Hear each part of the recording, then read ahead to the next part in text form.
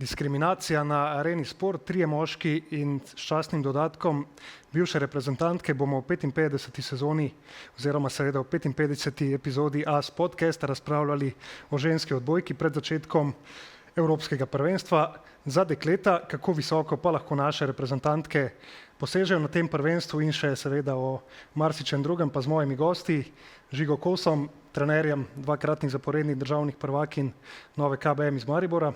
Zdravo. Evo Pogačar, bivšo reprezentantko, sedaj igralko Radovljice v Superligi, v slovenski elitni Superligi. Živjo. In pa Urošem Pavlovičem, rekreativnim igralcem pedla. V prostem času pa tudi strokovnim komentatorjem na areni Sport in pa bivšim do občasnim reprezentantom, kaj ne Uroš, in pa igralcem Calcita Volja. Lep pozdrav. Žiga, prvo vprašanje zate, da prebijemo ta pregovorni led. Če bi ti kdo pred 3 leti recimo rekel, Žiga Kos, 2-kratni zaporedni državni prvak, dobro se sliši, ne? Ja, res se dobro sliši, tako da lep je prizvok, ampak zmeraj so potem po teh uspehih so čili ostajajo visoki, tako da, ampak ja, pred 3 leti definitivno si težko zamisliti, no. Eva, tebe morda kaj zasrbijo prsti sedaj pred začetkom Evropskega prvenstva, da bi mogoče spet oblekla reprezentančni dres, ali si to poglavje pustila za sabo? V bistvu, ko gledam po televiziji, me čist nič ne mika, da bi bila tam zraven. Se mi zdi, da je bilo dosti poleti tega in da v bistvu v glavi nisem več tam, da bi si to želela. Tako da sem kar vesela, da sem frej ta poletja, pa samo od daleč opazujem. Uroš, zate pa eno neodbojkarsko vprašanje. Na ušesa mi je prišlo, da proti odgovornemu uredniku arene Luki Štocinu nimaš ravno ugodnega skora v pedlu. Ali to drži, ali so to neke dezinformacije? Ne vem, po moje kar dezinformacije. Prvo moram podariti, da mi je ukradel partnere, torej tebe. Ne vem, kako se to upal, ampak ja, lepo napreduje. Zadnjič sem malo pustil, imam pa kaj hitro spet revanšo, tako da se naslednjič bolj slišimo in pa vemo, kakšen je bil skor. Gremo k ženski reprezentanci, seveda slovenski, pred začetkom Evropskega prvenstva. Najprej lahko rečemo, res je to odlična generacija, ki jo ima Slovenija trenutno verjetno najboljša, kar smo jih imeli v zgodovini. Pustimo zdaj tiste igralke, ki jih ni zraven, pa gremo na to kasneje. Ampak Žiga, sigurno, kot sem prej omenil, je to reprezentanca z največ potencijala in pa verjetno tudi največ kvalitete v slovenski zgodovini. Ja, definitivno, v bistvu neko jedro te reprezentance predstavlja, tako ali tako bilo uspešno že na mlajših evropskih prvenstvih, tako da sedaj pa so kronale vse skupaj z uvrstitve tudi v VNL, ampak definitivno kot ekipa definitivno za največ potencijala, tudi začetna postava, praktično vse igrajo tudi od zunaj, kar v preteklosti ni bilo tako pogosto, zmeraj sem imel samo posameznico ali dve, tako da tudi tukaj se časi spreminjajo in mislim, da jih čaka še par zelo napornih poletij in upamo, da uspešnih. Sploh mogoče, Eva, glede na to, prej smo se pogovarjali pred začetkom podcasta, za pretekla leta, ko je slovenska reprezentanca igrala Evropska prvenstva, da so bile to mogoče postave, seveda z vsem spoštovanjem do vseh punc, ki so igrali v reprezentanci, ampak da je sedaj res ta reprezentanca kvalitetnejša od kakšne pretekle. Ja, res je. Zdi se mi, da prvič po dolgem času je tako, da so se dejansko nekako skoraj vse punce, ki igrajo v tujini, odzvale v vabilu in s tem, ko ti pridobiš toliko izkušenih igralk, lahko v bistvu lažje igraš na nekem visokem nivoju, pa držiš neko kvaliteto. Prej se mi zdi, da je tudi, ok, ne zdaj, ker je prišlo veliko mladih zraven, ampak prej se mi zdi, da je bilo veliko več mlajših punc zraven, ki nismo imeli toliko izkušenj, smo jih nekako šele nabirale. In ja, se mi zdi, da ta reprezentanca zdaj je res kakovostna. Kako pomemben pa bi tukaj rekla, da je vpliv mogoče ali Saše Planinšeca ali Eve Mori kot nekih recimo vodi te reprezentance, da po svoje drži reprezentanco skupaj, kot je Uroš, to lahko ti poveš iz prve roke, Tine Urnavt, jo držal in jo še drži moško reprezentanco, da ni prihajalo do velikega števila odpovedi. Kakšna bi rekla Eva, da je ta vloga teh punc v tej reprezentanci?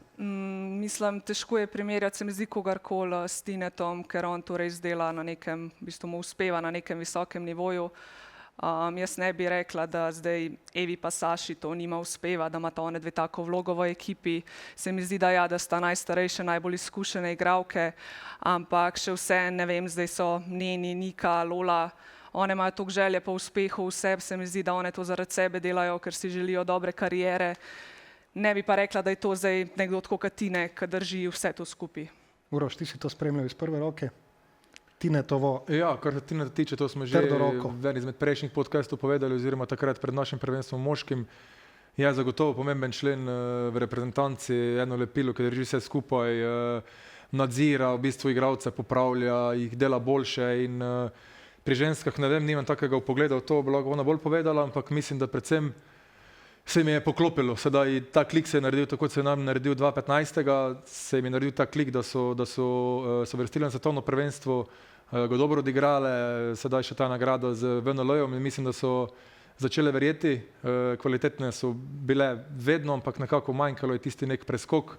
Sedaj mi je ta preskok uspel, punce so še mlade, imajo še dosti let pred sabo, kot je omenila Niko, Nene, to so mlade punce, tako da še kar nekaj let je pred njimi in sedaj se je začelo tisto resno tekmovanje, evropsko, potem naslednje leto nas čaka VNL in upam, da bodo uspehi sedaj sledili eden za drugim. Omenil si Nene Silah, Uroš, torej naturalizirano Gambiko, ki seveda je dolga leta prej igrala v Sloveniji, preden je dobila slovenski potni list. Sigurno en zelo, zelo dobrodošel dodatek tej reprezentanci, sigurno je daje še veliko večji potencial pri seveda doseganju recimo uspehov v VNL-ju ali pa na evropskih prvenstvih. Ja, tudi to je en delček te sestavljanke, ki se zdaj sestavil. Dolgo časa so bile ti koloboci s temi papirji, ni mogla priti zraven, sedaj hvala Bogu je z nami, vidimo kaj pomeni reprezentanci, je dobila čisto drugačno širino, v napadu je res dominantna, tako da lahko se zanese njo v težkih trenutkih, tudi v vseh teh tekmah je dobro odigrala in zagotovo smo drugačna reprezentanca z njo. Eva, koliko tebi kot podajalčici recimo lahko iz prve roke poveš, da veliko pomeni verjetno, da imaš eno igralko, na katero se vedno lahko zanešaš v težkih trenutkih, kjerkoli že je, tudi Slovenke nekako igrajo v tem sistemu, da čeprav Nena igra na položaju spremavke, da tudi iz cone 1 napada, tako da praktično v vseh rotacijah, da lahko napada, verjetno velik plus za podajalko in celo ekipo. Ja, tako je, sploh v težkih situacijah, mogoče, ker nisi čisto siguran, je zelo dobro, da imaš v ekipi eno igralko, ki veš, da ti bo v bistvu v tistem ključnem trenutku naredila piko. To je imel Žiga tudi letos veliko srečo v Mariboru in se mi zdi, da je dobro, da imaš tako igralko res v ekipi, kakor je Nene. Tudi tako se mi zdi, da ima dobro energijo od sebe daje, tudi ona je dolg časa čakala, da je lahko zraven. In se mi zdi, da izžareva to. No. Smo tudi videli, kaj se je zgodilo na finalu Evropske lige, ko smo vodili 2:0, pa se je ona poškodovala. V bistvu kakšen minus je bil to za ekipo in se mi zdi res, da je ona zelo pomemben člen te reprezentance. Žiga, tvoja ocena recimo splošna slovenskih iger v Evropski ligi, torej v prvem delu letošnjega reprezentančnega poletja?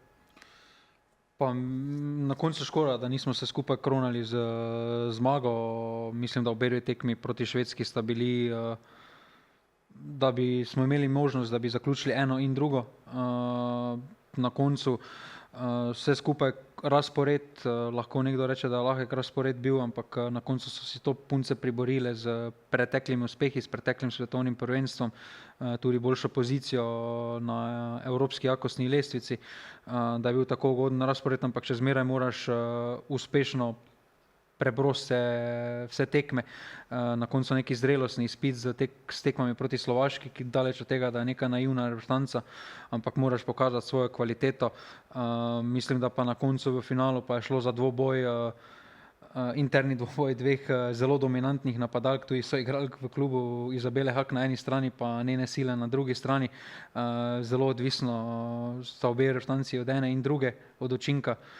Na koncu je tukaj Švedska imela tudi na koncu srečo, lahko rečemo, da ni prišlo pri njih do kakšne poškodbe, če je pri njih prišlo do poškodbe ključne igralke, bi se sedaj drugače pogovarjali, ampak Sreča v nesreči je ta, da je bilo to kljub temu dovolj za uvrstitev na koncu na jakostni lestvici za VNL, tudi drugi rezultati so se morali poklopiti, ampak osnovni cilj mislim, da je bil dosežen pred Evropsko ligo. Ne? S to uvrstitvijo v VNL, seveda. Ne.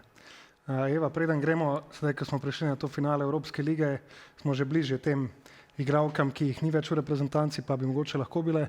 Samo še pred tem eno vprašanje, kjer sem te res želel vprašati, ker nikoli nisem bil trener v ženski odbojki. Nikogar ne kritiziram, samo zanima me tvoje mnenje. Po eni tekmi, ko smo igrali proti neki realno res precej slabši reprezentanci, ne spomnim se točno, kje je bila, zmaga Slovenija 3-0 in je selektor Orefič je pohvalil fantastično izjemno igro slovenskih igralk.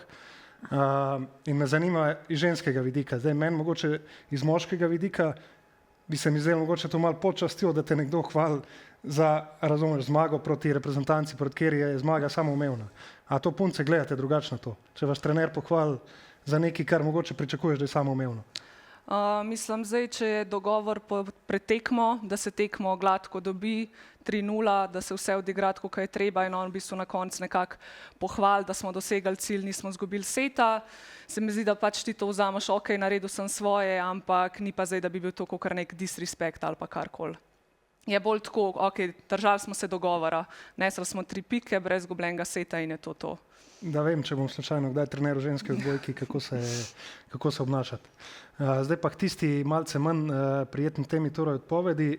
Eva Zatkovič in pa Mija Šiftar po svoji izbiri, nista več v reprezentanci za drugi del reprezentančnega poletja. Nekako v Evropski ligi nista dobili neke pretirane priložnosti, mogoče tudi v tekmah, ko bi jo verjetno lahko dobile, pa ne v tretjem setu pri izidu, 15-8, ampak od začetka srečanja. In to se je mogoče tudi pokazalo pol v finalu Evropske lige, ko se je Nene poškodovala, ko nismo imeli neke tiste prave rešitve. Se pravi, če igraš proti neki proti slabi reprezentanci, te selektor ne pošlje v igro, kako boš pol igral v finalu. Pa Eva, mogoče lahko ti ženskega vidika malo osvetliš to situacijo. Ja, v bistvu mislim, itak na začetku, ko priješ v reprezentanco, ne vem, jaz še bi bila Eva Zatkovič, imela sem lani dobro reprezentanco, letos dobro sezono, trener me posede na klop, igra neka mlajša sprejemalka, mogoče to sploh ni njena pozicija. Ne vem, da me da pol noter v igri, ne vem, tretji set, 20-10, tako. Mal bi mi bilo pod mojo častjo recimo, pa tako v Zlati ligi rekla bi, da je veliko potovanja, malo je treningov, ne igraš tekem in nekako se mi zdi, da ti tudi na reprezentanci lahko dosti iz ritma padeš. Veliko je punc, lahko sediš zunaj na klopi, ne vem, tudi na treningu se dosti menjava pa to. In se mi zdi včasih, da če si ti celo poletje nekje na stranskem tiru, je bolj, že si ti malo vzameš frej, spočiješ, pa greš, ne vem, na polno v klub, kakor zdaj spet, ne vem, Evropsko bo trajalo 2 tedna. 2 tedna, sami veste, zjutraj imaš trening, servis, sprejem, ne priješ neki do izraza, neki hudega uigravanja ne bo in v bistvu lahko dosti iz ritma padeš. Jaz ne vem, 3 leta nazaj, ko smo bile zdaj bom si izmislila, na svetovno ali pa kvalifikacije za olimpijsko, nisem čizihar, neki smo imele, smo bile na Poljskem, nisem, ne vem, nič igrala, 2 tedna smo bile tam, pa imaš še malo pauze in v bistvu ti priješ v klub, direkt preden se tekme začnejo, ti si pa skoraj 1 mesec praktično brez nekega ta pravega uigravanja 6-6 oziroma ta pravih tekem. Tako da v bistvu z tega vidika bi rekla, da nekako ju razumem, če se želita v klubu toliko bolj dokazati, ker veste, da se v reprezentanci ne bosta mogle.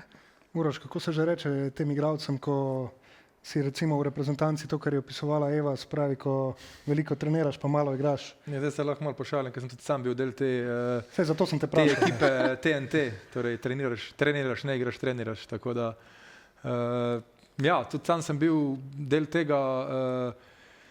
Težko je, zagotovo je težko pač igrati oziroma trenirati, ampak to je reprezentanca, ko se odločiš, da boš reprezentanci od začetka, moje mnenje, da takrat trajaš do konca. In tudi sam sem povedal parkrat reprezentancov, nisem bil nikoli v prvem planu, imel sem neke rahle poškodbe, imel sem neki zlom prsta med sezono, koleno, verjetno bi se dalo tudi reprezentanci to popraviti, sam sem odpovedal, ampak pol moraš pričakovati, da tudi naslednjič mogoče ne boš poklican in se moraš s tem sprijazniti. Če ti pa ogromno pomeni reprezentanca, pa po moje moraš trajati, moraš v začetku te pokličejo se odzvati na klic, pretrpeti nekaj in je pa zagotovo težko, tako ona rekla, prihajati notri v igro pri recimo 20-10 proti Islandiji ali pa eni reprezentanci je malo počastil po mojem vsakomu igralcu in enostavno zgubiš se, potem ne veš, kaj delaš narobe, mogoče treniraš dobro, se trudiš, ne gre, pač trener se odloči, kako se odloči, moraš spoštovati, ali se odločiš, da boš do konca vztrajal, ali pa pač greš stran, se pripraviš na klubsko sezono, kar je po eni strani tudi ok, ampak odvisno od tebe samega, kaj ti po moje v tistem, kaj tebi pomeni. No. Žiga, pogovarjali smo se pred začetkom podcasta, tudi ti si tukaj bolj na Urošovi strani, če sem si prav zapomnil. Ja, jaz tukaj mislim, da igranje za tvojo državo, da je to neka največja čast v karieri športnika in na koncu v samem športu, tudi v ekipi, ni vedno vse odvisno od tebe. Od tebe je samo odvisno, koliko daš v danem trenutku, moraš dati vse od sebe. Na koncu ali igraš ali ne igraš, to ni odločitev, ki jo ti sprejmeš. Mogoče v nadaljevanju kariere bodo kdarkoli postavljene v pozicijo trenerke, da bodo sprejemale, ampak mislim, da igranje za domovino, sploh glede na to, v kateri poziciji je trenutno naša reprezentanca, torej da v nekem sponu, da govorimo o sponu, govorimo o dolgoročnem cilju, tudi mogoče celo se spogledujemo z olimpijskimi igrami oziroma da smo bližje uvrstitvi na olimpijske igre, kot je na koncu moraš kdaj potrpeti, pa bo prišel mogoče drugo poletje, ko je pa večje število tekem v VNL, pa pride tvoj trenutek, da pokažeš na terenu. Mogoče tukaj, jaz sicer nisem bil, to nima nobenih insiderskih informacij, tukaj zato imamo Evo v našem studiu, ampak mogoče tudi tukaj neko določeno pomanjkanje komunikacije, da bi se to s temi igralkami, mogoče bolj skomunicirali, ne igraš, zato ne igraš, tako kot si rekel ti, mislim, to je zdaj moje mnenje, da mogoče kakšno drugo prvenstvo oziroma naslednje leto v VNL pa mogoče bo več priložnosti, pa da še malo potrpiš oziroma mogoče tukaj zmanjka samo malo komunikacije, ne vem. Ja, definitivno. Od zunaj gledano. Ja, mi zdaj ne vemo, kako je vse skupaj potekalo, ampak v vsakem kolektivu, mislim, da sploh pri moških, to bo Uroš sicer najboljše vedel, da pri moških reprezentanci, mislim, da največji uspehi so bili, ker so bile vloge jasno razdeljene, točno se je vedelo, kdo ima kakšno vlogo in tudi sedaj ženska reprezentanca prihaja na ta nivo, tako sem povedal, z takšno količino tekem na takšnem nivoju, kot prihaja naslednje poletje, se potrebovalo, bo vsako igralko, zagotovo ne bo 6 igralk sposobno odigrati v 5 dneh 4 tekme na takšnem nivoju in mora biti neka hierarhija, mora biti pravila igre, mora biti jasno določena. Je pa po mojem mnenju z trenerskega, recimo taktičnega vidika, bi bilo verjetno bolj, da bi že prej selektor namenil več priložnosti Evi pa mi na teh, recimo temu, manj pomembnih tekmah, že zato, da se čuta del ekipe in da veš, a ima lahko ti zaupaš na tisti do zdaj najpomembnejši tekmi poletja, se pravi tekmi proti Švedski, v finalu Evropske lige, pa pridejo zdaj še pomembnejše tekme na Evropskem prvenstvu, najprej v skupini, pa potem še upajmo v nadaljevanju tekmovanja. Tukaj je še Anja Mazej, ki je prav tako začela drugi del poletja, pa je sedaj Eva, ti si rekla, jaz nič ne vem, po selektorjevi odločitvi ni več v reprezentanci. Nekako se je čutilo, da ni ravno neke ljubezni med selektorjem in pa seveda v prenesenem pomenu, da ne bo kdo narobe razumel med selektorjem in pa Anjo. Eme Jurič sicer predtem, ko je bila v reprezentanci, lahko rečemo, da je to eno od odkritij. Orefiče je sigurno odlično odigrala na mesto libera, prej nikoli igrala libera. Je pa bila tukaj Anja na ta račun malo zapostavljena. Spomnim se ene tekme, ko je pri izidu, 20-10 neka tekma, ki veš, da jo bo zmagal, Anja Mazej pride v igro, Anja Mazej stara, 25-26 let, da ne bom postaral, malo to je, Uroš, ponižujoče vseeno do nekega igralca, ki ima za sabo neko kilometrino, tako v reprezentanci kot z igranjem v tujini, verjetno. Jaz sem že prej povedal, odvisno v kakšni fazi si ti kot igralec. Če si star, zdaj 28-29 let, pa ti trener to naredi, se ti zdi za malo, pa mogoče si misliš, grem pač, ne. Če si mlajši, moraš pač potrpeti, Če se prej vrnem to, kar je rekel, da pač malo potrpiš, Svoj primer v reprezentanci, takrat sem bil, ko je bil Luka Slove trener, nisem igral, Alen Pajenk je šel nekam na neko poroko in sem dobil priložnost. In če ne bi se to zgodilo, jaz sploh priložnosti ne bi dobil. Tako da moraš, če si vztrajen, pa če si pride na treningih, po moje, se to slej ko prej plača in dobiš priložnost. Kar se tiče pa Anje, pa trenerja, jaz ne vem, te insiderke stvari, ki se dogaja, mi za njih ne vemo, še ona verjetno malo kaj vem, pa vsega zagotovo ne ve. Še enkrat, bil sem del tega, vem, kako je to, ko se ti znotraj in kako izgleda od zunaj, v medijih mogoče vse izgleda lepo, pa se pol stvari sploh ne pove, kaj se dogaja, ampak tako pač to je, to mora ostati znotraj ekipe. Kaj točno se je tu zgodilo, ne vem, ampak zagotovo te vse odpovedi ali to, da trener ne vzame igralke, je škoda, ker res je Evropsko prvenstvo sedaj pred nami in zagotovo bi bili močnejši za njo, z Mijo, z Evo, dosti močnejši. Trener pa, to se pa spet mogla vi povedati, skozi more šahirati ali dati priložnost na nekih tekmah več igralkam ali strajati z isto, da igraš tisto prvo postavo in jasno povedati, kaj tiste rezerve oziroma igralci, ker ne začenjajo, kaj delajo, kaj se od njih pričakuje. Bi se pa absolutno strinjal s tabo, komunikacija, mislim, da ne samo v športu, vse posod prije do nesporazuma zaradi komunikacije in potem se to isto prenese v odbojkarsko ekipo, v vse ekipe in dostikrat zgleda čudno, pač mi se sprašujemo, zakaj do tega prišlo, ampak enostavno malo ego, malo mogoče kak šum, malo mogoče vsak po svoje in rata kaj rata. Je pa tukaj Žiga zdaj zazevala ena, recimo temu, vsaj na prvi pogled, dokaj velika luknja na položaju libera. Zoja Donko bo verjetno prvi libero, v pretekli sezoni igrala v prvi B slovenski ligi na položaju spremavke. Talent verjetno ni sporen pri Zoji, bolj so sporne izkušnje in pa to, da prej v karieri praktično nikoli ni igrala na položaju libera. Ne? Ja, definitivno, ampak položaj libera v ekipi se sedaj spremembo pravil, ko imaš lahko samo enega libera tudi v sestavi ekipe, mogoče malo spremenil, mogoče kak selektor tudi razmišlja, da vzame res samo dejansko enega libera na največja tekmovanja. Kar se Zoje tiče, talent ni sporen. Mislim, da je skozi reprezentančne mlajše selekcije že dokazuje to tudi v lanski sezoni v prvi B ligi. Na koncu se ti zmeraj ali se ti obrestuje ali ne obrestuje. Bila je Emi postavljena v podobno situacijo pred začetkom svetovnega prvenstva, ker tudi ni imela izkušenj na tem igralnem mestu, neizkušena, pa je na koncu odigrala, bila eno izmed odkritih svetovnih prvenstev. Tako da mislim, da tukaj bo predvsem ključno, da bo Zoja v tistih težkih trenutkih dobila ustrezno podporo, tako strani strokovnega vodstva kot nekaterih izkušenejših reprezentantk, ki so že dale vse skupaj skozi in da bodo skupaj na terenu prebrodile tiste krize, ki pa definitivno se bodo zgodile, kar je popolnoma logično.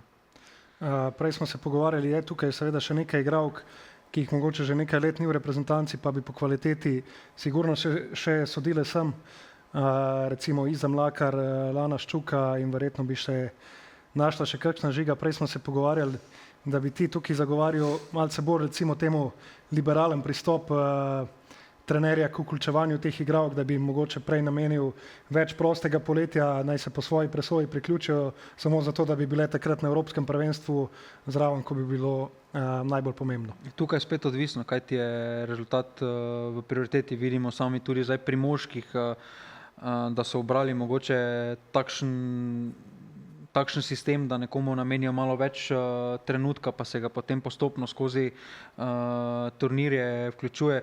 Reprezentančna poletja, sploh po dolgih klubskih sezonah, so zelo dolga, to noben ne skriva. Ampak mislim, da če se sedejo vse skupaj za dobrobit ženske reprezentance, da jih potrebujemo, no. Prinašajo takšno kvaliteto, s katerimi smo dosti bolj nevarni, ampak na koncu vsi akteri vedo, zakaj so se tako odločili, kot so se odločili.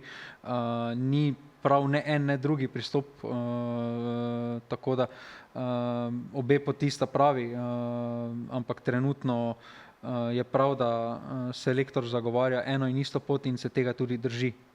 To je trenutno, mislim, da najbolj ključno, no. Da jaz osebno, če bi se mogel opredeliti, bi tudi tukaj se strinjal, da se mogoče malo bolj liberalno pristop k temu, tudi če se starejšim puncam namen več počitka se pač dogovori z njimi, ker konec koncev one v reprezentanco ne prihaja čist dobesedno za ston, ampak vseeno jih plačuje klub večinoma. Ne. In je ta reprezentanca po svoje, seveda je čast igrati za svojo državo nedvomno, ampak je pa tudi nek dobra volja recimo temu, da ti priješ v reprezentanco, tako da če po dolgi klubski sezoni, če se mogoče puncam ali pa fantom komorkoli prilagodi, kaj se meni osebno ne zdi to narobe. Dobro, tukaj definitivno med temi starejšimi reprezentankami je Saša tista, ki izstopa v pozitivnem, da se zmera ne glede na to, kje je bila reprezentanca, kdo je bil v reprezentanci, ali je bila to mlajša reprezentanca ali starejša, se je zmeraj odzvala tudi o poškodbah, tako da mislim, da definitivno na koncu kot igralka, glede na to spet, kaj nas čaka, da imamo spet na Evropskem prvenstvu eno izjemno priložnost, da dosežemo mogoče uvrstitev celo četrtfinale, da potrpiš oziroma tako kot je Uroš, jaz se tu z Urošem popolnoma strinjam, v športu je zmeraj, da te vztrajnost pa delo, da te bo zmeraj na koncu nagradilo. Kako pa bi Eva mogoče ti gledala na to, če bi se recimo če bi bila ti v vlogi neke mlajše igralke, če bi se neke starejše igralke kasneje priključevale, manj trenirale, kako bi ti gledala na to? Zdaj spet odvisno, koliko sem jaz stara, bi rekla. Kot mlada igralka, recimo. Ja, ker če recimo bi bila jaz mlajša igralka, pa bi bila v bistvu samo ta poletja nek zagon, sem v reprezentanci, imam več treningov, treniram z boljšimi, ful imam nekega prostora za napredek, me v bistvu, ko sem bila stara 18, nekje te to ne moti, ali pa še mlajša tam nekje. Zdaj, ko si pa malo starejši, pa da se ti tam si polet, imaš treninge in pol pride nekdo sam, da skoraj da ne tekme odigra, ti pa odvisiš, pa nekako ne bi bilo kul, tako da spet bi bilo treba najti pol pravo ravnovesje, kdo je pripravljen kle trenirati, pa pol nekako pustiti prostor boljšim realno, komu se bo pa spet zameralo, ker mislim, da če bi se to dogajalo, bi prišlo še do več odhodov iz reprezentance, kakor jih je pa zdaj. Če nekdo ne bi rabil trenirati, greš pa zraven na Evropsko, na primer. Jaz se strinjam s tem, zato ko sta oba povedala, ko prideš, treniraš, kakorkoli pride starejši igralec in odigra, ne vem, jaz se ne spomnim, da bi ti nekdaj zamudil en mesec pripravo in mislim, da bi na vsakih pripravah od začetka, razen če so bile kakšne poškodbe, ne vem, ni, kako je on povedal, že ga povedal, ni črno-belo. Tu res mora biti trener, tisti selektor, ker zna šahirati, tu not nekako komunicirati, mogoče tudi malo koga pretentati, ne vedno, da on ne ve, ampak da to vse naredi, kot mora biti in da na koncu nekako to funkcionira. Zdaj, težko je res, da pride en starejši igralec na koncu pred in gre na Evropsko ali pa na svetovno, kakršnokoli tekmovanje, tisti, ko je pa celo leto treniral, pa na koncu zvisi. Tako da nisem pameten, kar je pri tem, mislim, da to večna dilema in večna debata in dvomim, da bomo mi danes tu rešili, kakorkoli. Imamo samo še pol ure, tako da tudi jaz dvomim. Gremo zdaj k možnostim oziroma pričakovanjem, kar se tiče Slovenije najprej v skupinskem delu, pa potem naprej upajmo seveda čim dlje v play-offu. Uroš, težka skupina slovenska in pa dokaj zahtevna tudi ta skupina, s katero se križamo. Torej Slovenija ima v skupini Poljsko, Turčijo, Nemčijo, Latvijo in pa Madžarsko. Tukaj nekje Slovenija po stavnicah kotira na 4. mestu, seveda upamo, da mogoče jim bo uspelo zasesti še kakšno mesto višje, kje mogoče ti vidiš Slovenijo najprej znotraj te pretekmovalne skupine. Ja, po jakosti zagotovo smo na četrti, če ne na četrta pozicija. Poljakinje, Turkinje absolutno premočne, Poljaki ne vem, v kakšni postavi se bodo pojavili, videl sem, da v NL-ju niso prišle, mislim, da Final 8, če se ne motim, bile so 8, ampak jih je potem tista domačinska reprezentanca po moje zrinila. Smo pa zagotovo boljši od Latvije, ki je, ne vem, tam 70 na jakostni lestvici. Ja, Latvija kotira kot zadnja na teh stavnicah, če smo jih že prej omenjali. Skvota mislim, da tudi 5050. Ja, to je. Če si želel mogoče kakšen evro. No, hvala. Na Latvijo. Ja, na Latvijo. Mađarke bi tudi morali premagati, tako da odvisno, kako bomo štartali. Nemke tudi sam pravim, ne poznam toliko ekstremno odbojke ženske, da bi se vedel sedaj napovedovati, to bosta bolj video napovedovala, ampak mislim, da smo tu z Nemkami, da se imamo za tretje mesto in če bomo tretje, bo super. Križamo se potem s C skupino, kjer so, mislim, da Nizozemska in Belgija, če smo se prej pogovarjali. Spet tista stara mantra, če hočeš priti v finale ali pa kaj moraš premagati, vse najboljše. Skupina je težka, ampak mislim, da imamo lepe priložnosti, oziroma tudi kako smo igrali celo to poletje. Videli smo, kosali smo se s Švedenjem in normalno. Prijateljske tekme Slovaki, mislim, da so zdaj tudi odigrali 2-2, eno je bilo 3-2, z Belgijo sicer izgubile, ampak obeti so dobri, sam verjamem v punce, kot smo na začetku rekli, imajo polno zagona, polno motivacije, mogoče več kot nekatere starejše reprezentance oziroma boljše rangirane in bo pomembna prva tekma, ko bomo odigrali, če bomo otvorili prvenstvo dobro, z zmago bi to bil res dobro za nas in en velik korak do, recimo temu, da pridemo ven iz skupine na dobri poziciji. Eva, razpored Slovenke je tak, da najprej igramo z Nemčijo, zadnjo tekmo igramo z Madžarsko, vmes pa Poljska, Turčija in pa Latvija, recimo temu 3, da na papirju lažje tekme, glede na to, da je Latvija pač kakovostno malce slabša, Poljska in Turčija tekme, v katerih nimaš ničesar izgubiti, seveda lahko samo dobiš. Nemčija in pa Madžarska pa nekako tekme z ekipami, ki so nekje v tvojem rangu. Kako je to z vidika razporeda? Bi rekla, da je važno, ali te tekme pridejo na sredini, ali pridejo na začetku, na koncu, ali to nima kakšne veze? Mislim, ponavadi je fajn, če neko prvenstvo otvori zmago, imaš ful več zagona za naprej. Se mi zdi, da glede na to, da je Nemčija prva tekma, pa če bi se zgodilo, da bi izgubili, bi znala malo motivacija padati, ker je v bistvu nekako bi jaz rekla, glavni cilj, da se Nemčijo premaga oziroma je želja, ker se mi zdi, da Madžarsko in pa Latvijo bi mogli mi gladko dobiti. Mogoče Madžarska bi znala biti malo dela, ampak tam je res samo korektorca, da je na nekem nivoju, ki igra v Italiji. Anet Nemet. Tako je, ona igra v Kiriju, ampak vse ostale punce se mi pa zdi, da imamo toliko bolj kvalitetne igralke, da bi mogli te dve tekme gladko. Medtem ko Nemčija, se mi zdi, da njihova prednost je samo to, da nekako so igrale v NL, da zdaj že več let igrajo v NL.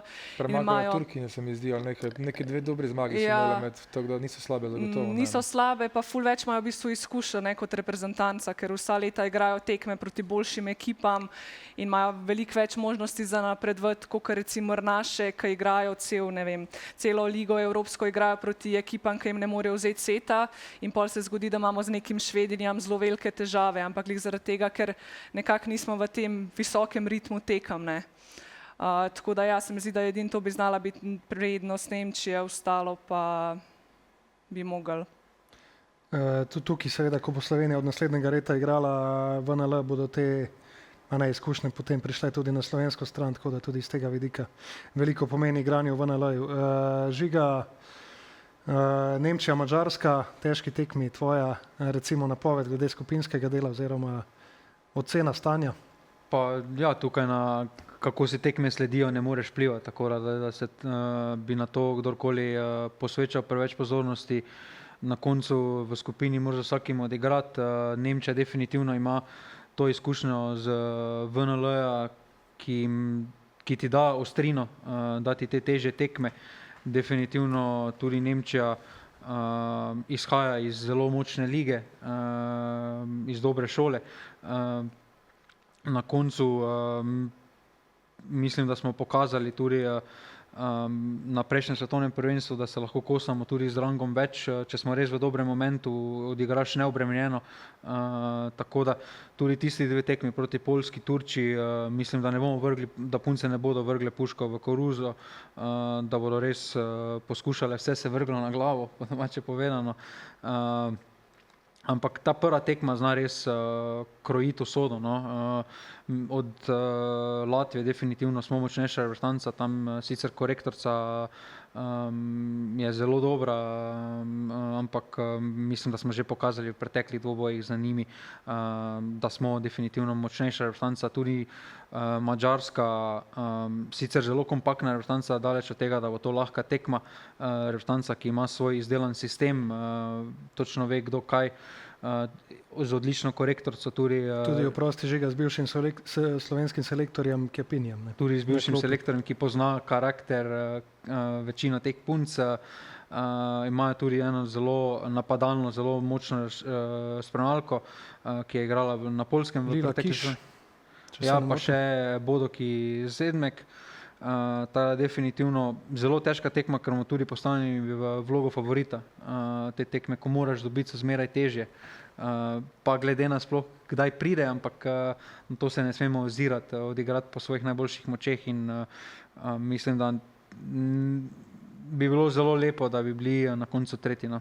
Slovenija leta 2019 se je že uvrstila v play-off, takrat v osmini finala poraz z Nemčijo 3-0. Leta 2026 se bomo v osmini finala, če bomo tretji ali pa četrti, upamo seveda, da bomo morda še boljši, ampak če bi bili slučajno tretji ali pa četrti, verjetno nas čaka dvoboj z Nizozemsko ali pa Belgijo na to v osmini finala in ena in druga reprezentanca.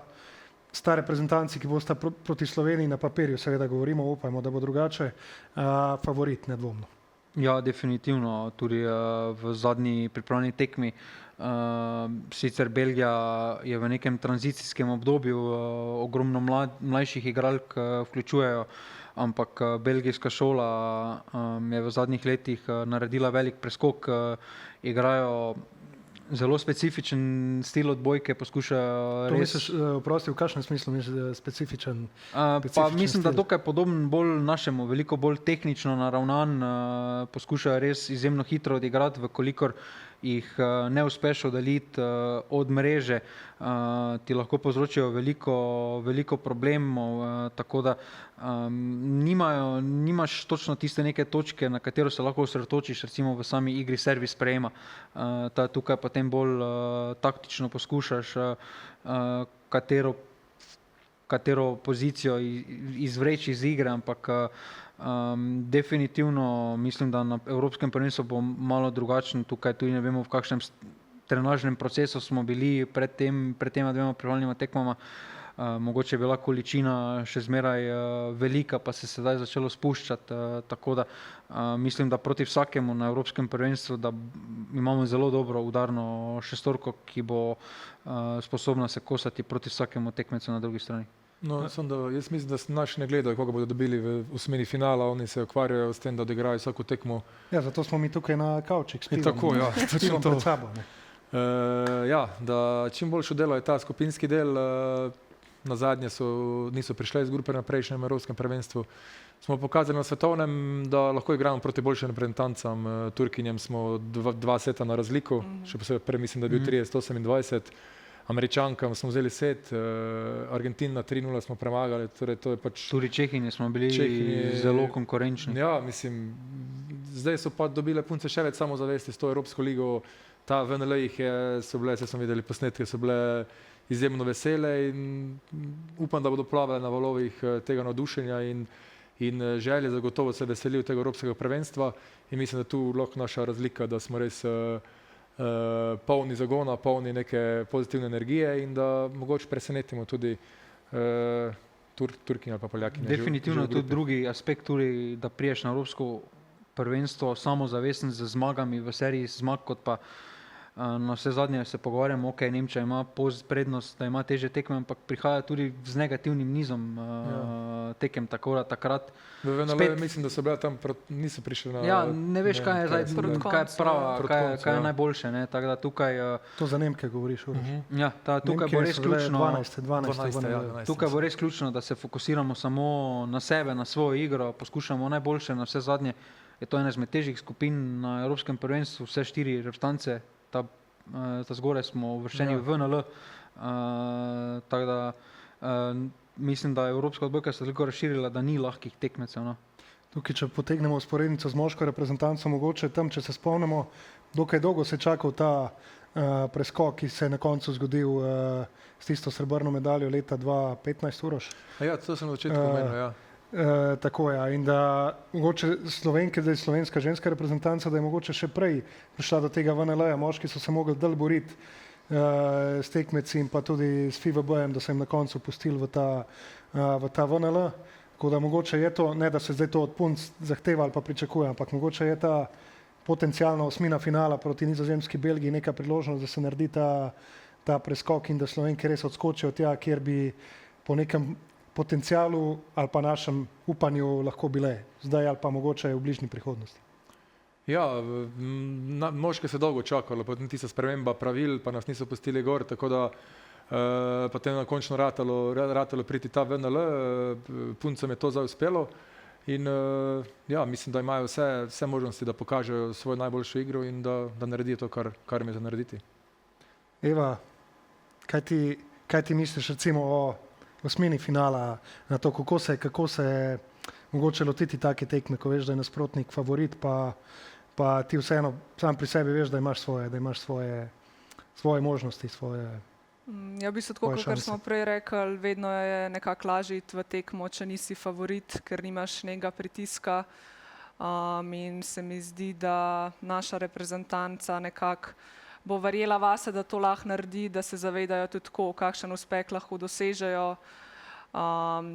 In ja, ta VNL, to je v bistvu nek tak dosežek, da tudi se mi zdi, da če zdaj mogoče na evropskem ne bi ratali zmagati proti Nizozemski, Belgiji, da to zdaj ne bi bil, ne vem, nek polom za reprezentanco, ampak imaš vse nek cilj čez pol leta po koncu sezone, v bistvu to, kar si želel zdaj full let. Tako da nekako še vsem, tudi če slučajno ne bi ratali kam naprej pridati, se mi zdi, da ima reprezentanca še vedno en zelo velik zagon za naslednja poletja. Če se ozremo sedaj se malce širše na tiste glavne favorite Evropskega prvenstva, ob Sloveniji seveda, če se malce pošalimo, Italija na stavnicah daleč prvi favorit, in to sta tu še Turčija, zmagovalka VNL-ja in pa Srbija, recimo Poljska na stavnicah, že zdaj visoko kvoto za uvrstitev Evropskega prvenstva kot četrta, recimo temu favoritinja. Žiga, bi tudi ti Italijankam recimo namenili tako prepričljivo vlogo papirnatih favoritin? Pa definitivno mislim, da dva favorita res trenutno izstopata v ženski evropski odbojki. Tukaj Italija tudi letos skozi VNL poskušala drugačen sistem. Antropovo, ki je klasična korektorica, so poskušali tudi na spremljalski poziciji. Najbolj pomembno, največja prednost, ki jih imata ti dve reprezentanci napram pa Srbija pa Poljska, je ta kontinuiteta rezultatov. Skozi tega se gradi kult reprezentance, tako da tudi to je pri nas zelo pomemben faktor, ki se mora zgoditi.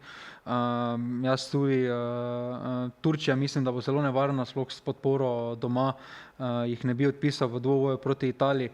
V sami eni tekmi se lahko vse zgodi, imajo mogoče trenutno najbolj dominantno korektorico v svetovni odbojki z Vargas, ki lahko sama praktično dobi tekme na najvišjem nivoju. Imajo tudi zelo velik uspeh z zmago v VNL-ju. Tukaj bo imel samo zavestni, ne bi pa niti odpisal Srbije, ki ima z izkušenim dvojcem Maja Ognjenović pa Tijana Bošković. Še zmeraj kakovost Tijana je sama pokazala v finalu Champions lige, ko je Vakif Bank spravila preko črte. Tukaj mislim, da ta krog in bo res ogromno odvisno od same dnevne forme.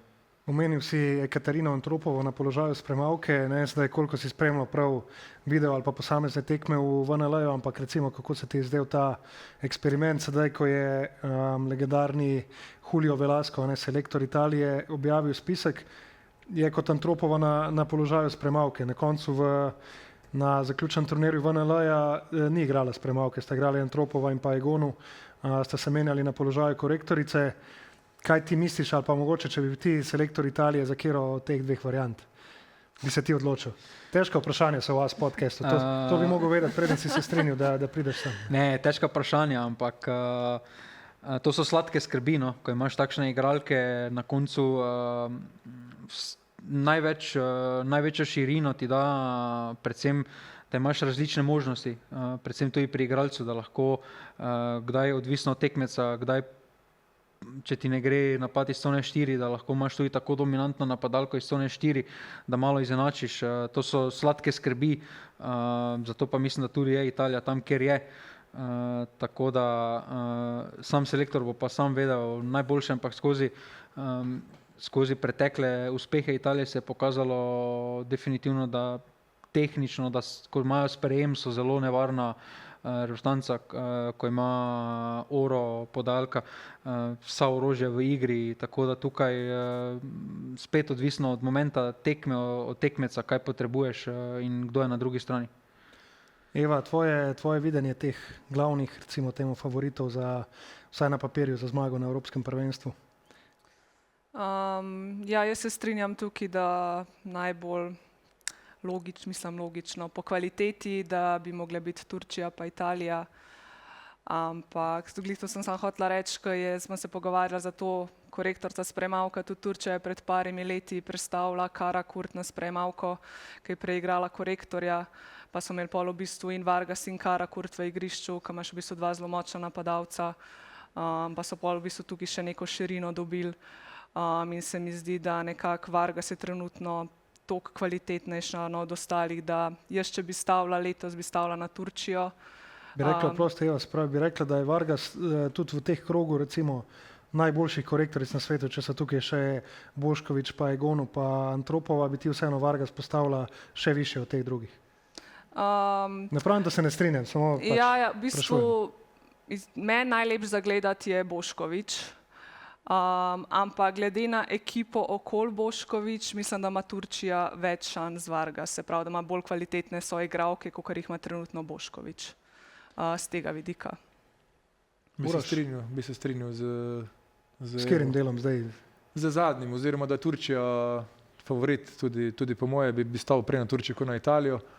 Zdaj Antropova, če je prijavil kot sprejemavko, to sploh ni tako bistveno, on se lahko zavrti, kakor se hoče. Ne, bolj sem mislil v tem smislu, da imajo, pravi Egonu, pa še eno, mislim, da Digve sprejemavko na tem, oziroma korektorco na spisku, pa je Antropova bi bila tukaj kot tretja korektorica, še vedno pa seveda lahko igra korektorco. Ja, tudi pri moških, zapisano, da ne bo. Ja, je Mujanović presedal na sprejemavca, pa sedaj, ko je bilo, se je šel na korektora.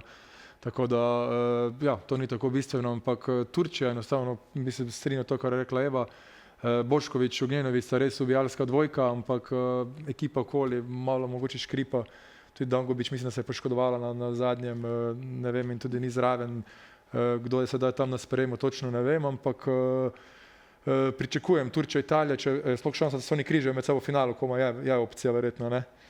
Potem, mislim, da je Turčija A, Italija pa B, tako da... Pa bi se zlagal, če bi kaj trdil no, na pamet. Ampak če se križajo, se bodo srečali v finalu. Po moje, to, kot ste si to povedali, Turki je tudi zmagovalke VNL-ja, premagale Brazilijo, zmagali tudi prejšnjo Evropsko prvenstvo proti Srbkinjam, katerega so, mislim, da tudi mi dokumentirali, če se ne motim. Ja, mislim, da nismo, da ne rabimo biti preveč pametni, da vidimo in po kvaliteti in po rezultatih, da pač te dve reprezentanci sodita v vrh in pa potem že Slovenke brcajo tam za bron počasi. Bližamo se koncu podcasta počasi, Uroš, zdaj, če gremo še nazaj malo k slovenski reprezentanci, ki nas vseeno najbolj zanima. Zadnja stvar glede tega, kaj se verjetno v teh zadnjih dneh pred prvenstvom nekih večjih sprememb se več ne da narediti, verjetno spustiti malo breme treninga, iti neobremenjeno na prvenstvo in ne tega začeti. Spet odvisno od trenerja. Eni trenerji pa recimo iz tvojih reprezentančnih izkušenj, ko se je hodilo na ta velika tekmovanja, kar se tiče treningov pred samim začetkom tistih zadnjih par dni, kako je to potekalo? Z mojega vidika sem šel zraven kot turist, meni je bilo vseeno, jaz sem vzel brisač. Z uro na roki, ne? Z uro na roki, zabavam se. Ja, pred prvenstvom zdaj nekaj tople vode izmišljati pač ne moreš, kar si treniral. Mislim, da je bolj pomembna ta psihološka priprava, da verjameš v sebe, da te klasične floskule, kar se psihologije tiče, ampak je dejansko to najtežje doseči, da si motiviran z nogami na tleh in da prijemeš čim bolj pripravljen na to prvenstvo. Sedaj ne vem, kdaj punce odhajajo v Turčijo, ko imajo prvo tekmo, potem se spoznati seveda z dvorano. Dvorane so večje, kot so tu v Sloveniji. Mi smo igrali tu na, mislim, da Vižmarje. Dvorana ni tako mala, ampak vseeno so tisto ogromne hale in treba se privaditi na vse, na novo mesto, na novo časovno razliko, ki sicer ni tako ogromne razlike, ampak vseeno priješ na nov hotel, hrana, čim bolj se adaptirati, kar se da hitro, potem pa stopiti na igrišče in kot smo prej dejali, probati zmagati tisto prvo tekmo, ki potem te porine skozi ostale tekme. Žiga, vprašanje za $1 milijon, kako ekipo nekako pripraviti v tisto pravo psihološko stanje za prvo tekmo, da nisi mogoče preveč vzdražen recimo ob tem nastopu na velikem odru, verjetno v drugo smer teh problemov ne bo, da bi šlo za kakšno podcenjevanje. Ja, to je zdaj res vprašanje za milijon. Predvsem najbolj ključno je, da mislim, da tudi po sami mimiki se vidi, da punce verjamejo v to, kaj delajo. Tako da to je zlata vredno, ko vidiš, da skupina ljudi verjame v delo, zaupa v sebe. Predvsem pa dobiš občutek tudi, da si med sabo, vsaj skozi Evropsko ligo, si dobil takšen občutek, da si zelo med sabo pomagajo, so res na igrišču kot ena, dihajo kot ena. Tako da z tega vidika to je najbolj važno. Pozitivno je tudi, da za naprej nimamo tega stresa potovanja, ne rabimo več menjati mest praktično do konca. Evropskega prvenstva smo v Carigradu. Tako da potem pa je ključen samo fokus na sebe, fokus kako se ti zbudiš, kaj narediš, kako se pripraviš na tekmo in da mentalno prideš čim bolj pripravljen in da ne smeš biti toliko odvisen od trenutka, moraš zmeraj pogledati naprej, ne toliko v preteklost, tudi na tej prvi tekmi bo to ključno. Eva, če bi se dele pakirala reprezentančni dres z imenom oziroma s priimkom Pogačar, pa tvojo številko bi bila že kaj živčna, bi nekako uspela še ohranjati to mirnost pred začetkom velikega tekmovanja? Se mi zdi, da ne bi bila še živčna. Se mi zdi, da prvi živčen feeling dobiš, ko stopiš v tisto dvorano na prvi trening, ko vidiš, koliko je vse nekako ogromno, malo živiš, kako vse pripravljajo za turnir, kaj te čaka, koliko v bistvu lahko gledalcev pride. Se mi zdi, da je takrat šele pri meni bil tak prvi občutek živčnosti, ne pa 5 dni pred tekmo. Tako da. Naše napovedi, se pravi, kakšen rezultat bo dosegla Slovenija, pa kdo bo osvojil Evropsko prvenstvo? Uroš. Moj napoved, 3. po skupinskem delu, potem s kom se bomo križali, to ni odvisno samo od nas, ampak od njih, kako bodo one igrale. Recimo, da dobimo,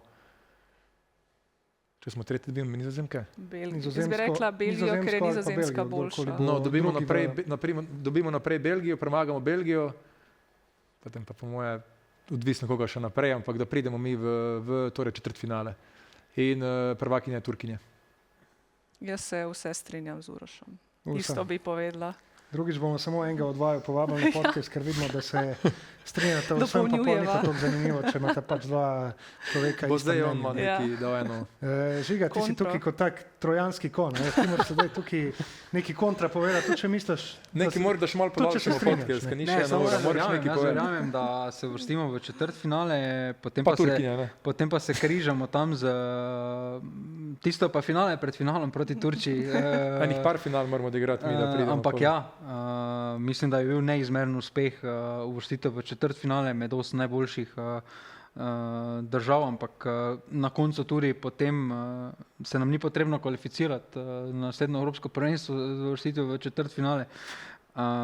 Ampak najbolj ključno je, da ta kontinuiteta rezultata je prisotna, da se ustvarja kult reprezentance, da bodo punce z večjim veseljem hodile v reprezentanco in se pridržujem tu obema četrtfinale, pa na koncu žal Turčija, na našo žalost, da nas četrtfinalu premaga in na koncu osvoja.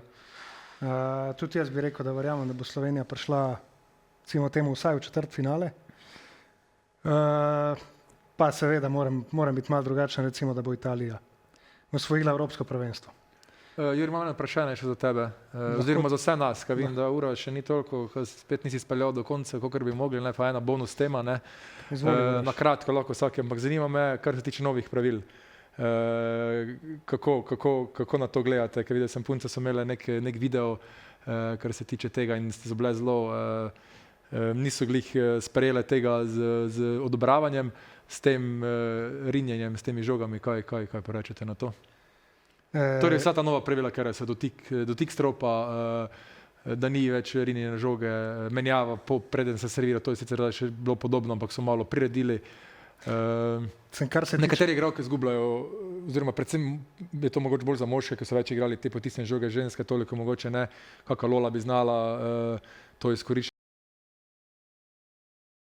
se pravi, da se lahko ob začetku serverskega tega gibanja nasprotna ekipa premakne, da je to pač recimo dobrodošlo pravilo, pač omogoča tudi neke novejše, mislim, nove taktične različice, menjavanja igralcev na sprejemu in tako naprej. Kar se tiče stropa, ne vem, če to pravilo v teh velikih dvoranah sploh pride v veljavo. Tako da je to pravilo, ne vem, če bo imelo nekaj velikega vpliva, največji vpliv pa sigurno to pravilo, kar se tiče tega šikanja, prijemanja žoge v napadu, bolj za moško odbojko sigurno kot za žensko. Jaz osebno sem prej proti temu pravilu, ker se mi zdi, da se je malo izgubila ta raznovrstnost v napadu, da ti zdaj na visoke žoge velikokrat ne ostane nič drugega, kot da napadaš močno po prstih, seveda so tukaj še različne variacije, ni samo ena varianta, ampak prej je mogoče več igralcev lahko bilo uspešnih na ta način, da so se naučili pač biti raznovrstni, da so metali žoge z dvema rokama, si spuščali žoge, izgledali že k pivoti pa rokometu, ampak vseeno je to bila neka naučena neka stvar, ki si mogel posvetiti čas in nisem mogel vsak tega naučiti. Ne. In se mi zdi, da se to s tem malo izgubili, je pa tudi tukaj naslednji problem, kako bodo sodniki to ocenjevali. Ne. Ker sodnikom je težko, jaz ne govorim, da so sodniki slabi, ampak sodnikom je težko, če niso pravila zares točno definirana, določiti, kaj je nošena, kaj ni. Na papirju je definirano, v praksi pa ne vem, bomo videli. Jaz se strinjam s tem porivanjem žoge, da največji problem zna biti, da se bo, več ugovorov bo pri sodnikih, se mi zdi, da ful veliko več bo ekipe tja hodile, ja, on je lahko to naredil, jaz pa tega ne smem, pa je isto. Se mi zdi, da bo jo ful težko najdel neko ravnovesje, kaj dopustiti v bistvu s tem pravilom. Se pa strinjam, da bi rajš pustila, da je mogoče malo več te nošenja žoge, glih zaradi tega, ker nekdo ima to kot izhod, ker se je to naučil, ne zna pa tega, zna pa nekdo drug to, pa ne zna tega. V bistvu je bila vrsta odbojke, ki se je uporabljala. To, da se lahko premakneš pred servisom, meni je to vrhunsko, ker ga imaš že sam noter, tako da za podajače so to top naredili. Eva ponovno kempira med conama, dva pa tri tam me boste najdeli. Glede stropa pa, jaz bi to rekla, da igra na srečo. Zdaj, kam prideš, ne vem, primer Kamniška dvorana, kam ima une zavese dol. Ampak mislim, da ne velja za vse dvorane, če sem dobro slišal. Ne vem, pravim, za VNL so itak bile vse dvorane visoke, da od tega sploh ni prišlo do izraza. Zdaj pa naša lepotica v Kamniku, ko je ona zavesa gorti nad glavo, visi pa bo kar težko. Prednost recimo za sprejemavsko, daš dober servis, servis špricne tja dol, a v bistvu zdaj ne bo šel tja dol, ker se ti bo ustavil in boš lahko nazaj odigral, čeprav bi mogla biti pika za nasprotnika. Nova stvar, da se trenira. Mislim, da pa Luki Slabetu, ko je bil trener v Kamniku, da ni bilo stropi, pusto, da se žoga odbija, posod razen otal. Mi smo to že trenirali, ko igramo dvakrat na teden na Bledu, treniramo, imamo čist nizak strop in nam pusti igra, če gre od stropa dol. Mi smo že na Radolca bo prvak zaradi tega letos. Žiga se, oziroma prej najprej o pravilih, potem pa še lahko pove, če se strinjaš, da bo Radolca prvak. Pa mislim, da tudi to, kar se tiče same postavitve, da so že prej bila toliko ohlapna pravila, da se zdaj drastično glede tega ni spremenilo. Mislim, da so zaradi teh fintiranj pol to naredili. Ja, ampak zaradi tega fintiranja. Zdaj pa, ko je Gibson začne, se lahko ti že menjaš, ampak je podobno. Tudi kar se tiče stropa, mislim, da na tem nivoju, ko je Evropsko prvenstvo se igra v tako velikih dvoranah, da to pravilo res ne bo prišlo do izraza. Ne spomnim se niti ene tekme v VNL-ju, da bi se zgodilo dotik stropa, tudi pri moških, na vse zadnje v Stožicah je zelo težko spraviti žogo do stropa. Meni je pozitivno, sploh v daljših nizih, to, da imaš več menjav na voljo, dopušča tudi kakšno več taktično menjavo. Še ena stvar, prosti Žiga, ki smo jo pozabili, se pravi, zdaj 8 menjav na mesto 6. Ja, to definitivno da nam trenerjem v daljših setih, tako kot je bil tisti na svetovnem prvenstvu 30-28, kakšno taktično menjavo več v samem setu. Ampak kar se pa tiče tega nošenja žog, mislim, da to bolj za moško odbojko velja, sploh glede na to, kam si podajajo moške odbojki visoke žoge, res popolnoma na mrežo. Ampak to meni osebno to spreminjanje smeri v samem res pušča bloku praktično nobene možnosti, res postavlja napadalca v tolikšno veličjo prednost.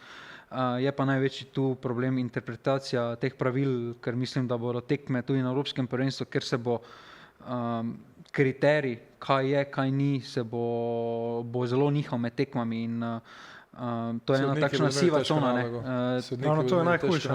Kot prejšnji dan ti vse dovolijo, potem pa drug dan priješ drugemu sodniku, pa rečeš, ja, včeraj je bilo to, potem ti pa sodnik reče, ja, briga me, ko je bilo včeraj. Mislim, da s tem načeloma ne bomo imeli problema, kar se tiče slovenske reprezentance. Nene ima tukaj mogoče res najbolj to potisnjeno žogo, tudi iz višine. Ampak kar se tudi s prsti več ne smeš, če gre žoga navzdol, je napaka. Ne je znala, kdaj pa kdaj. Kar se pa tiče Lole, pa ima, mislim, da dovolj trikov v svoji torbici, da bo nekaj novega naumla. Časomerilec Uroš, zaključimo. Po moji uri. Po moji uri direkt. Hvala lepa, vidva lahko ne zdravita, midva pa sva že spila. Tudi vam. Hvala. Hvala. Hvala.